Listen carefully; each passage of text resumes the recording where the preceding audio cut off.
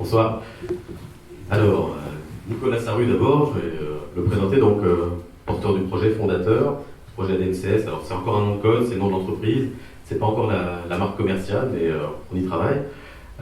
Nicolas a pensé ce projet il y a à peu près 6 ans en fait, et depuis là, il le porte.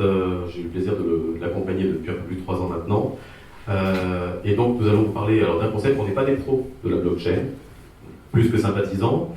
On s'appuie un tout petit peu sur les compétences de Julien qui est passé juste avant nous, mais ça tombe plutôt bien, parce que lui c'est de quoi il parle. Donc il nous soutiendra s'il y avait des questions un peu techniques, mais pour l'instant, on va vous parler d'un concept qui se propose tout simplement de disrupter le monde du transport de conteneurs maritimes multimodal mondial depuis Strasbourg. Alors ADMCS, Alsace, Digital, Multimodal, Container, Services. Ça claque. Notre ambition, donc, c'est réduire le taux de retour à vide du conteneur. Pour ceux qui ont déjà fait du transport, en fait, vous savez que quand vous apprêtez un conteneur, des professionnels s'en chargent, il arrive à destination, puis à un moment il est vide. Qu'est-ce qu'en fait, le propriétaire du conteneur, ou en tout cas son exploitant? Il doit le faire revenir en fait quelque part, ça a un coût. Une des ambitions portées par ce projet, c'est de réduire ce coût, en fait, voire de l'annihiler. Minimiser l'empreinte carbone, puisque transporter un conteneur vide, c'est de l'énergie, quelle qu'elle soit, souvent fossile quand même, que ce soit par bateau, que ce soit par camion, tout autre moyen de transport. Mais aussi, en fait, il y a des enjeux liés à l'optimisation en fait, des passages de relais. Ces passages de relais, plus peuvent être optimisés, en fait, plus on réduit l'empreinte carbone globale. Les chiffres sur lesquels on travaille, donc on parle de 500 millions de flux de conteneurs dans le monde par an. On parle de 60 ans d'existence du conteneur maritime tel qu'on le connaît aujourd'hui, la grosse boîte 20 pieds, en métal, en acier,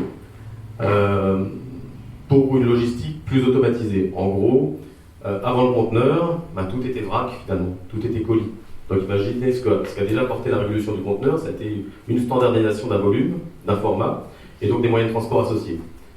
30 jours, c'est 30 jours pour effectuer un retour sur le port d'attache. Donc c'est énorme. C'est le cycle retour potentiellement à vide. 30%, c'est le pourcentage de retour à vide. Et 0, c'est ce qui est intéressant aujourd'hui, et c'est la brèche dans laquelle on s'engouffre, en tout cas on va s'engouffrer, c'est le nombre d'outils logiciels en fait, existants pour coordonner en fait, toute cette chaîne multimodale.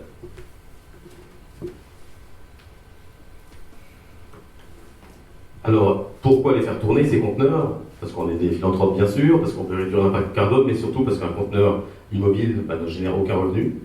Donc pour les propriétaires de flotte de conteneurs, c'est juste une perte sèche qui peut se chiffrer assez facilement. Parce que le coût carbone devient insupportable. Et enfin, parce qu'il est plus qu'opportun en fait, de travailler à une logistique plus fluide, et on va vous expliquer un peu plus tard pourquoi. Et là, c'est toi. Alors, pourquoi la blockchain dans ADMCS? Alors, à la base, ADMCS, c'est un software de pilotage de la chaîne logistique. La blockchain est un outil pour ADMCS, comme la remorque peut être un outil pour le camion. Donc, qu'est-ce qu'elle peut nous aider à faire? Elle peut nous aider à tracer les conteneurs, ainsi que toute la documentation qui s'y affile, les bill of lading, les lettres de voiture, les crédits documentaires, le passage de prestations entre chacun des 14 acteurs de la chaîne. Elle nous permet de créer un utility token. Donc pourquoi un utility? Parce que le utility token, il permet non seulement l'accès à la plateforme, mais également il s'attache à toutes les prestations annexes que peut proposer le projet. Accessoirement, il peut permettre la connexion et le paiement à cette plateforme. Et dans un second temps, un stablecoin, donc ça c'est une phase future qui permettra de régler toutes les prestations à l'international n'importe où dans le monde, en passant par le système sans fluctuation monétaire et sans tout ce qui est les coûts indexés.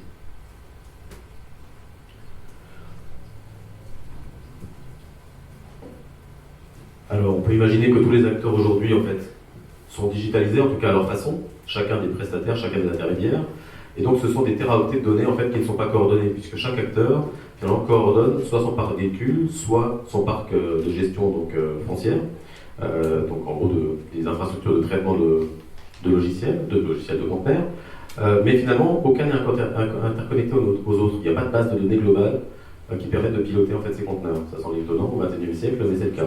On pilote encore aujourd'hui comme on pilotait dans les années 60, et au fax excepté, et encore. Donc ces teraoctets, en fait, ne sont pas interconnectés, ils ne peuvent pas refléter la situation réelle et en temps réel de chaque conteneur. Ces données, en fait, ne sont pas exploitées, donc toute la donnée critique n'est pas exploitable. Elle est dupliquée maintes fois, parfois de manière erronée, puisque le 1-0 se transforme en I, en O, à chaque fois qu'un conteneur en fait, est enregistré en fait, manuellement. Et donc les approches logicielles en fait, touchent leurs limites, en tout cas ne permettent pas d'accélérer le système ou d'optimiser. Ensuite, on se dit aussi qu'on voit que les gros faiseurs mondiaux ont les capacités de faire, mais un acteur qui serait partie prenante et qui serait trop fort dans l'écosystème rejetterait en fait tous les autres. Et c'est le cas aujourd'hui. On voit qu'il y a des initiatives, que certains gros acteurs communiquent, mais finalement ils n'ont pas la neutralité qui permettrait en fait à ce système de se déployer de manière organique et rapide. Voilà pour illustrer ce qu'on disait tout à l'heure, par rapport à ces téraoctets de données, bon, vous avez tous compris, mais qui ne sont pas interconnectés. Aujourd'hui, alors on peut prendre l'exemple, le conteneur chargé sur un bateau cargo X, on a les flux rouges qui transfèrent donc de la donnée à plusieurs opérateurs, qui pèsent un nombre de tonnes de données, qui va à une destination Y, qui est programmée pour accueillir une destination ou un port Z. Tous les flux en fait se dupliquent sur différentes bases de données qui ne sont pas rapprochées, qui ne sont pas dédoublonnées, où il n'y a pas de détection d'erreur possible et dans des temporalités en fait différentes. Donc il y a des ruptures de chaîne, il n'y a pas de rapprochement possible de ces différentes datas. Du coup, qu'est-ce que ça engendre? Ça engendre que quand un véhicule vient chercher son conteneur dans un terminal, la plupart du temps, il s'enregistre, son conteneur n'est pas disponible pour plusieurs raisons, il n'est pas arrivé, il n'est pas rangé dans la zone qui est prévue pour partir, ou alors ils sont tout simplement stockés en masse, et donc il y a un déplacement d'autres conteneurs à réaliser pour accéder à son conteneur. Donc ça, c'est pas une blague. Aujourd'hui à Strasbourg, vous pouvez le constater, vous allez vous promener dans le port du Rhin. Il faut savoir que les camions au port autonome de Strasbourg, c'est un petit port fluvial, c'est pas un gros port comme Anvers et Rotterdam. Ils attendent entre 3 et 7 heures pour déposer ou reprendre un conteneur dans les pires journées, et dans les meilleures journées, c'est entre une demi-heure et 1 heure et demie.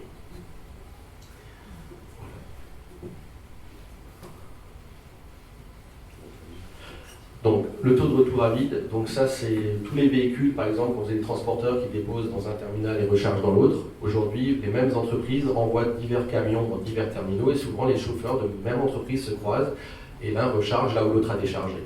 Tout ça parce qu'il n'y a pas de système qui centralise l'information et qui l'optimise. Donc, il arrive aussi régulièrement que les camions repartent sans leur conteneur parce que ou ils ne sont pas déchargés des navires ou la documentation n'a pas été faite, donc le conteneur n'a pas été libéré. Donc c'est aussi un coût qui est très important pour les chauffeurs, les transporteurs et tous les acteurs de cette chaîne. Par exemple, qu'est-ce que permettrait ADMCS? ADMCS permettrait par son système de tracer tous les conteneurs qui passent à travers le système, notamment de savoir à quelle heure arriveraient les navires, de savoir en temps réel où est le conteneur et sa documentation, et donc de pouvoir prévenir les portuaires et donc les différents intervenants de la date, l'heure de l'arrivée du conteneur, de sa libération, de l'établissement de toute la documentation, y compris de tout ce qui est crédit documentaire et autres documentations pouvant avoir une incidence sur la libération de ces conteneurs.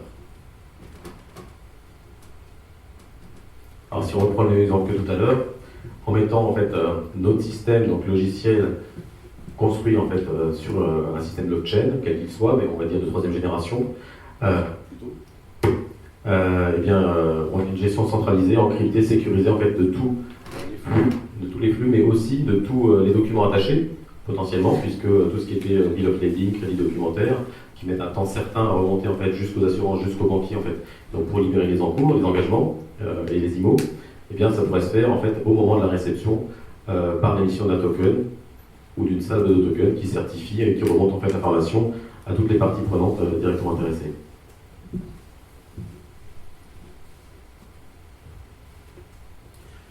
Donc ça engendrerait quoi? En reprenant toujours le même exemple, au moment où le navire il arrive, les conteneurs sont déchargés, le système il est informé, donc il prévoit la sortie des conteneurs en fonction des véhicules, ou les véhicules en fonction des conteneurs plutôt, et de la documentation. Et donc le camion, au moment où il arrive, son conteneur il est en haut de pile par exemple, et donc pas d'attente, donc moins d'attente.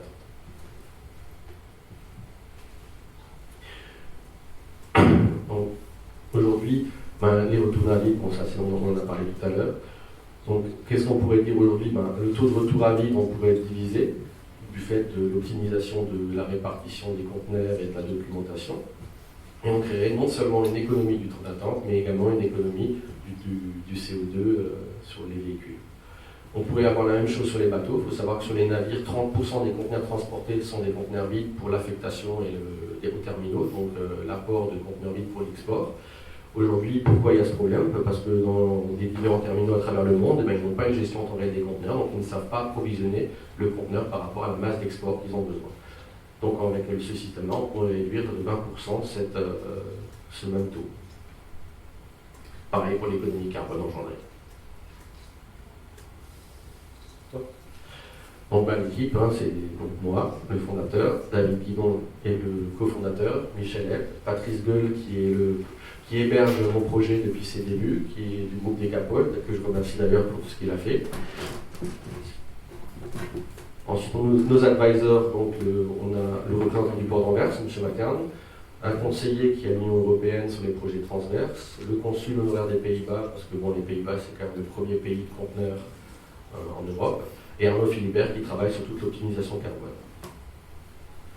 Là, vous avez une liste de tous les partenaires qui sont autour du projet depuis ses débuts.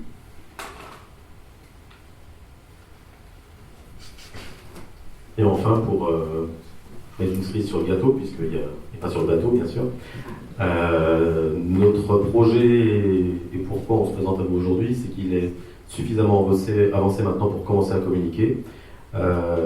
On commence à sortir du bois, et donc les demandes d'agrément en fait, par les autorités de marché financier français et suisses sont en cours d'instruction, plutôt bien avancées en Suisse, un peu moins en France, on va dire qu'il y a un peu plus d'inertie, notamment sur la partie légale et réglementaire, puisque on est un grand pays, voilà, on va dire comme ça. On arrive au bout de l'exposé pour cette partie. Il y a des anti-sèches à suivre si vous avez des questions. On vous remercie. À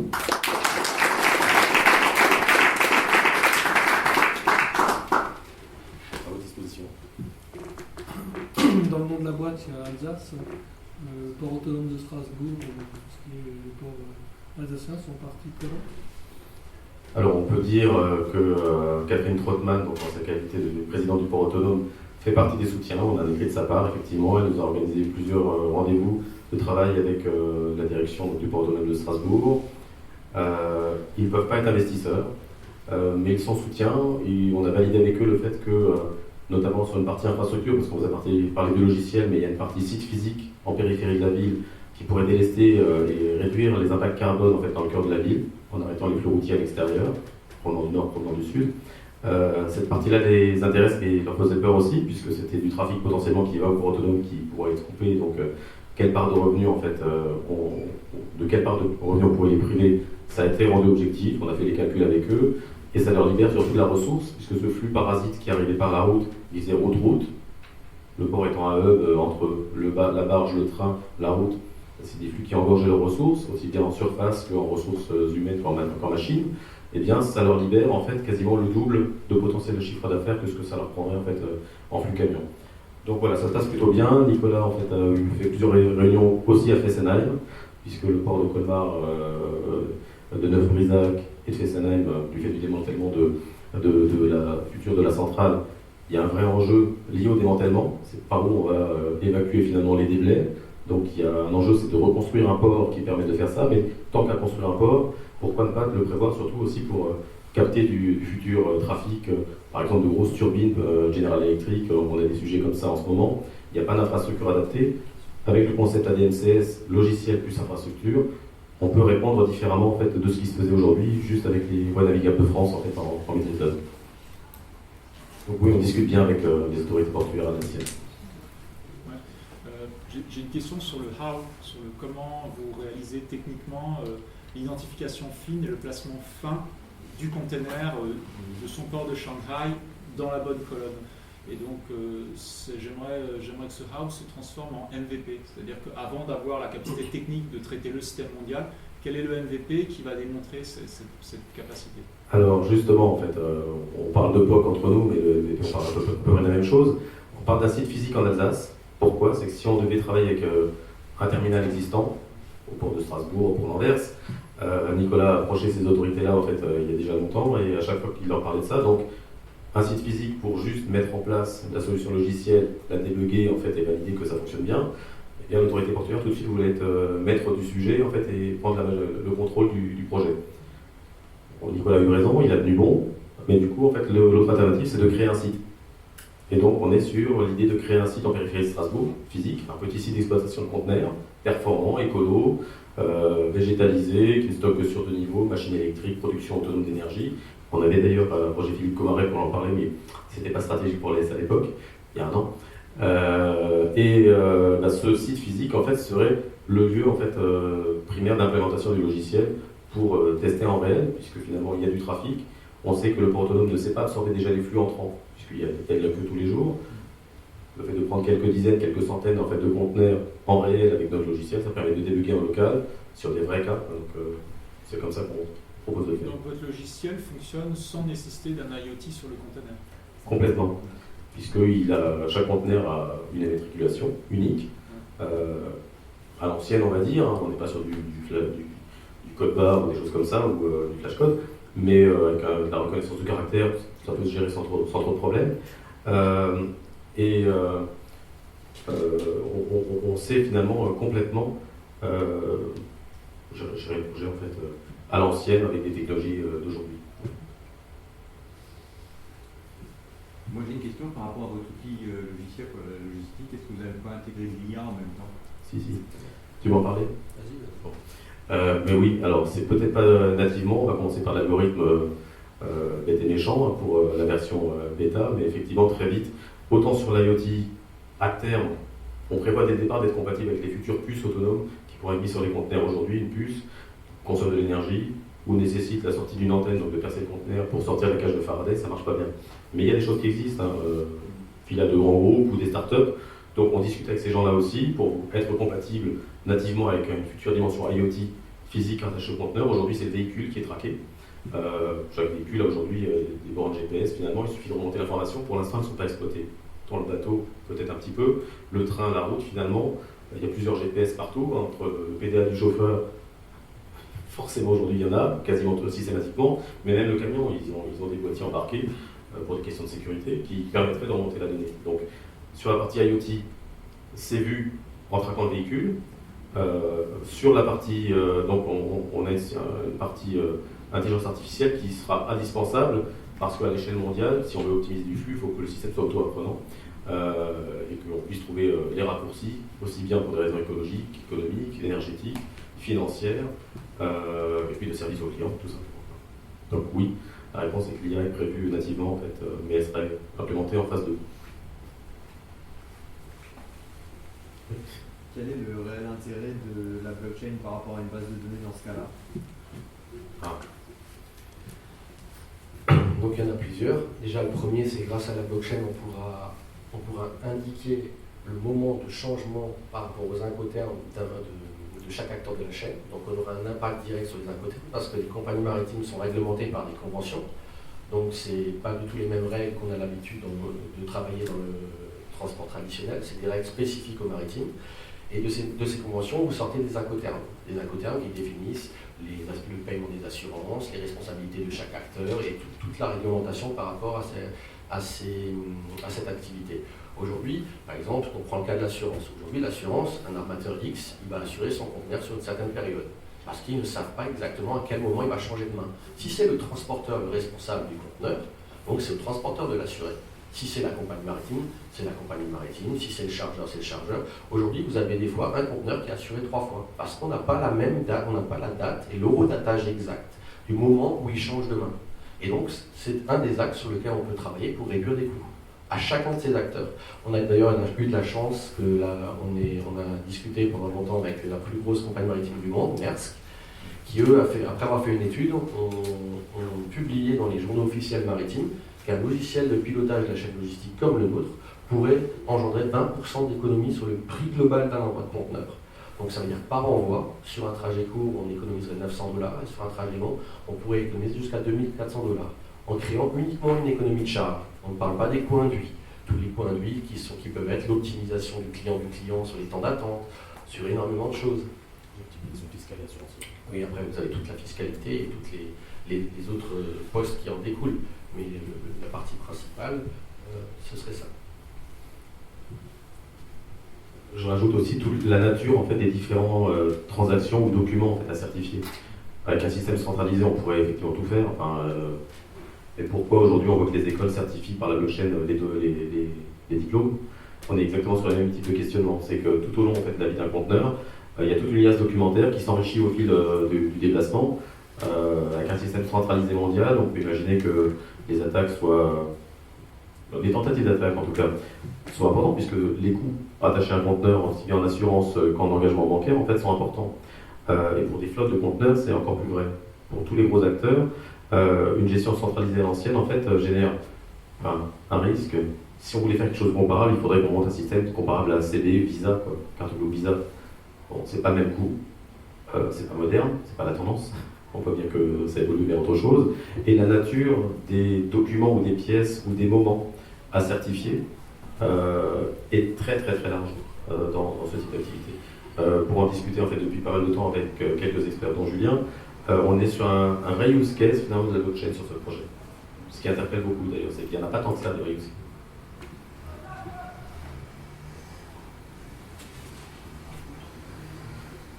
Et vous gérez tout ce qui est la complexité douanière, justement, transfrontalière, tout ça, ça fait partie de la plateforme aussi. On peut l'inclure ou ne pas l'inclure, ça dépend. Ça sera en fonction du bon vouloir de chacun des acteurs qui commandera ou non son activité sur le système. À terme, je pense que ça sera quelque chose de récurrent. Au début, il y aura des freins, comme partout. Ils vont dire non, on ne le met pas, on reste au système traditionnel, on le met en collaboration, on le met en partenariat. Je pense que ce sera le début, et la suite, ce sera de le lier. Si on se positionne du côté des douaniers, il y a un intérêt certain. C'est qu'ils sauront exactement où est la marchandise, dans quel conteneur, en quasi-temps réel. Donc ils n'auront plus besoin de faire des embuscades au bord de la route toute la nuit pour attendre le camion. Juste, ils gagneront en temps réel, à l'instant T, en fait, à l'endroit donné. Ils sauront ce qu'ils s'attendent à trouver à l'intérieur. On est même capable, Nicolas le dit mieux que moi en général, mais c'est tous les bahuts, tous les camions sont équipés de boîtiers qui ont plein de capteurs, notamment sur les suspensions, la pression d'air des camions, ainsi de suite, les freins. Quelqu'un qui monte sur le marchepied du camion, le central en fait le capte.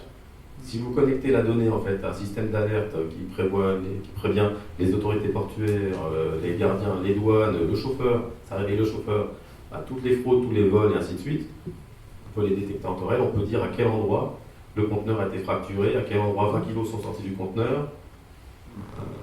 Voilà, donc, ça donne des possibilités d'investigation ou de traçage des fraudes et des vols qui n'existent pas aujourd'hui. Est-ce que, à l'image de Julien et de son projet précédent DeFi, est-ce qu'il y a une nécessité d'évolution de la juridiction douanière ou de la juridiction du transport international qui va autoriser et permettre justement votre blockchain ou vos solutions numériques comme des documents certifiés et faisant preuve d'un transfert de propriété? C'est-à-dire comment est-ce qu'on arrive à mesurer le temps du transfert de propriété et avoir cette certification qui souvent est donnée par un officier portuaire, un douanier ou autre. Donc, pour ça, ça dépend avec qui vous travaillez. Il faut travailler avec des organismes certifiés. Bon, par exemple, pour tout ce qui est véhicules, vous prenez Walco et Aldex qui ont 99% du marché. Là, c'est certifié à la sortie, donc ils ont tous les agréments que vous pouvez imaginer. Et après, vous travaillez avec il faut sélectionner les partenaires, il faut les référencer.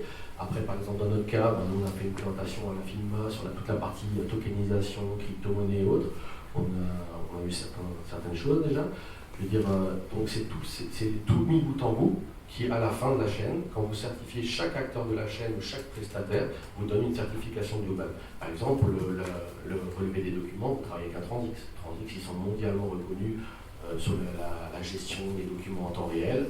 À partir du moment où vous l'avez, vous l'installez dans votre système, les documents sont garantis. C'est comme ça qu'on peut récupérer une grosse partie de la documentation et qu'on peut inverser, par exemple, le système crédit documentaire. Aujourd'hui, le crédit documentaire, pour avoir travaillé avec un client, aujourd'hui, il vend sa marchandise, il touche 20% de ce qu'il a vendu et 80% quand la banque récupère le bill of lading, qui est le contrat de transport maritime. Donc il faut attendre que le bateau arrive à destination, que tout soit signé par tout le monde, que ce soit renvoyé à l'émetteur qui l'envoie à sa banque pour libérer les 80%. Avec un système comme ça, vous inversez la tendance, il vous libère les 80% tout de suite et il garde 20% en caution. Donc vous imaginez la trésorerie qu'on peut libérer à tous ces Oui, exportateurs. je me souviens, en fait, mon premier poste en commerce international, c'était assistant de ça en business international. Maintenant, la question, c'est quand on parlait du MVP, vous avez rencontré tout l'écosystème, vous avez cité plusieurs acteurs de l'écosystème, vous avez une très très bonne connaissance du transport. Selon vous, quel est le premier node où il y a le moins de résistance au changement, qui va peut-être adopter le plus vite ces solutions techniques, un logiciel assisté par des blockchains, sur lesquels ensuite l'écosystème va se greffer, si vous pouvez le partager? Alors il faut rentrer dans leur code, c'est tout simple. Les gens du maritime, ils travaillent sur les conventions maritimes. Il y a eu 7 expériences avant nous qui n'ont pas fonctionné. Parce qu'ils sont avec une super idée, les mecs, les idées étaient toutes bonnes, mais ils ont dit au marché, nous, on veut que ça marche comme ça. Vous allez toquer à la porte de Maersk et vous dites, oh géant, moi je suis le petit Nicolas et je veux que ça marche comme ça. Il ferme la porte, il dit, tu reviens quand tu as réfléchi. Aujourd'hui, vous arrivez avec les conventions maritimes et les RSE de chaque pays, vous identifiez leurs problèmes. Par rapport à ces problèmes et à ces règles, vous émettez un cahier de charge qui dit, voilà, si je fais comme ça, ça peut marcher, si je fais ça, ça peut marcher. Vous allez leur présenter, vous êtes dans leur code.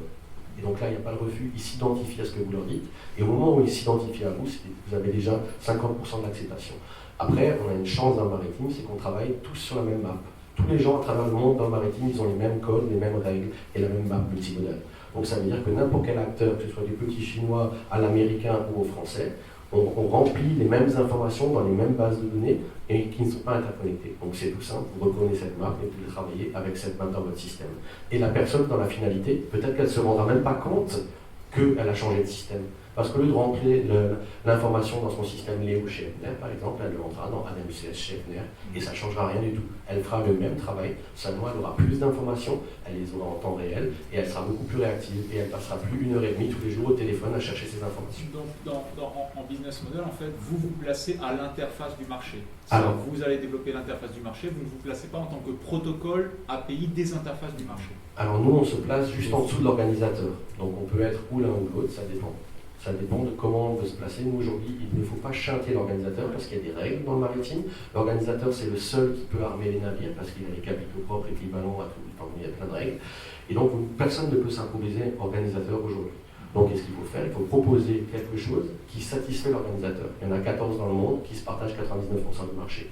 Si vous faites un dessin, vous en prenez un ou deux, c'est bon, les autres vous acceptent.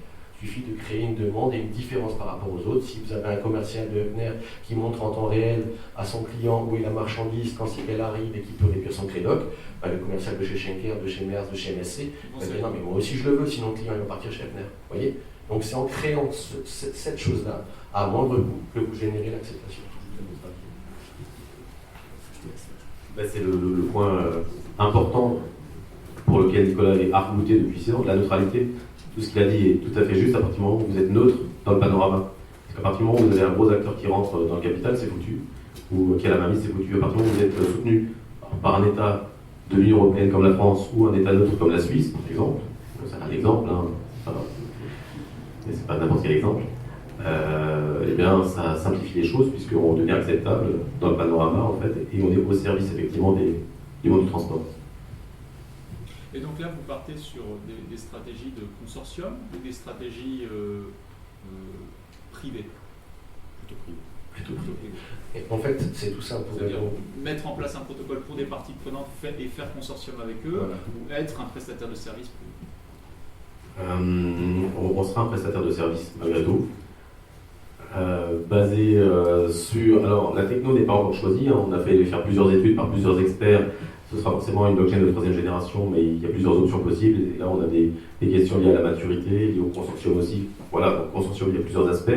Mais là, on se positionne comme un prestataire, partenaire, en fait, des acteurs, pour optimiser juste leur flux. Compléter sur la neutralité, c'est tout simple à comprendre. C'est aujourd'hui, par exemple, vous avez Maersk qui sont partis avec IBM sur quelque chose de, on va dire, pseudo-ressemblant. Le problème, c'est que, est-ce que vous, CMA CGM ou Nike, Kalaï, vous remettriez vos informations sensibles ou vos tarifs dans un projet où l'actionnaire majoritaire est une compagnie maritime qui est votre concurrent et qui est organisateur de transport? La question, elle est simple. Non. Et IBM ne va pas le revendre à d'autres? Alors, IBM, déjà, ils ont ils sont liés avec Maersk. Donc, pour l'instant, ils n'en sont même pas aussi loin. Ils n'ont pas encore développé. Enfin, le projet s'appelle Redlands, mais c'est pas encore tout à fait mûr. Ils avancent bien, ils communiquent bien. C'est un beau projet. Il y a des sources qui sont un peu bizarres, mais bon, voilà. Et Mais ça reste une compagnie maritime qui en est à la tête, qui est accessoirement la première au monde, qui était déjà très intéressée par notre concept et sur plusieurs points. Donc c'est pas anodin. Donc si eux ils sortent avec quelque chose d'existant, bah, vous avez tous les autres qui vont chercher la même chose mais pas chez eux. Après, ça peut vous aider dans la culturation. Complètement. Ça ouvre le marché. Si eux ils sortent, ils créent le marché. Donc ils font les premières erreurs, on peut s'en servir. C'est une façon de voir les choses.